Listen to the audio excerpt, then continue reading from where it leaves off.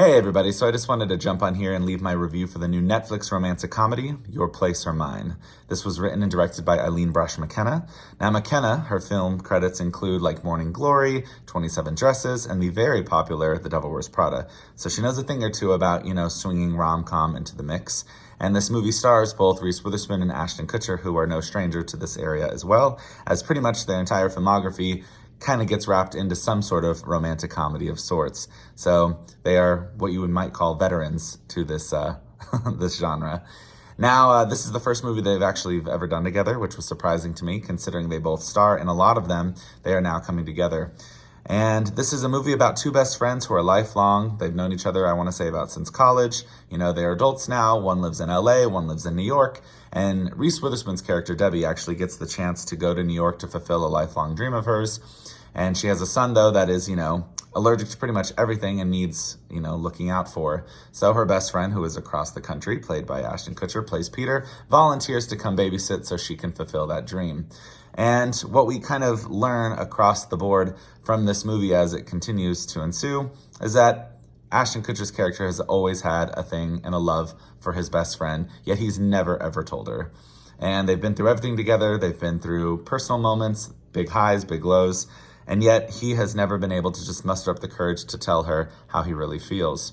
A storyline that we've seen time and time again. But what are you going to do? Around Valentine's Day, I let myself kind of just really sink into all of these really ridiculous, over-the-top, absurd, but feel-good romantic comedies, because I love me a good rom-com. And at that same time, Reese Witherspoon almost feels blindsided, like she had no idea that he would even ever be into her and that kind of thing, which this is nothing I'm saying right now in terms of its storyline is spoiling it. If you've watched the trailer, it pretty much tells you everything that I just went over in a nutshell in those 2.5 minutes of a trailer. So basically, this movie is giving you exactly what you've seen already, but just kind of giving it a more modern day touch to it. Now, my thoughts on the film overall, I gotta tell you, it was quite bland for me. I actually didn't find anything about it entertaining, as much as I do just really admire both Reese and Ashton. I just couldn't really get into any of this. I didn't really buy the chemistry between either of them. I didn't really enjoy the premise of the movie. I thought certain little jokes and little inside pokes that they were trying to do to, create that humorous world and the environment just weren't landing. I do love some of the cameos in this movie. We have Notaro, we have Rachel Bloom, who's in the movie as well. A bunch of other people that just continue to pop in. But it just was one of those movies where I didn't feel like it's going to be memorable. I don't think it's one of those movies that you need to even watch or rush to watch. And I say this, with love, because again, I love the two leads in this film, but this is a real dud in my eyes. I think it's a movie that you can skip. If you want to see something better that they've done, I'd say watch anything else that Reese Witherspoon has been in. And with Ashton Kutcher, he's done, I want to say, 10 rom-coms. You can watch any of his earlier work. I'd recommend watching No Strings Attached with Natalie Portman over this one. And that in itself is not even the best movie, but I would recommend that one over this one. So it's sad because I do think Aline Brosh McKenna, also very talented in her field.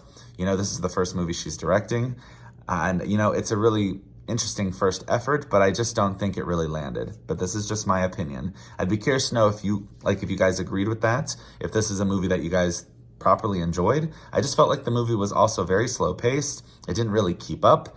There was nothing to keep, the engagement. I just really found it to be kind of boring and very dull.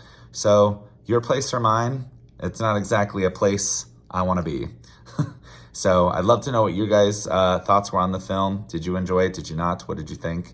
And are you a big fan of rom-coms as much as I am? So even though this is a movie that I could have already predicted, I already knew how cliche it might be just by seeing the trailer, I still wanted to check it out either way. But yeah, it's going to be a pass for me today. So leave your comments down below and let's discuss Your Place or Mine.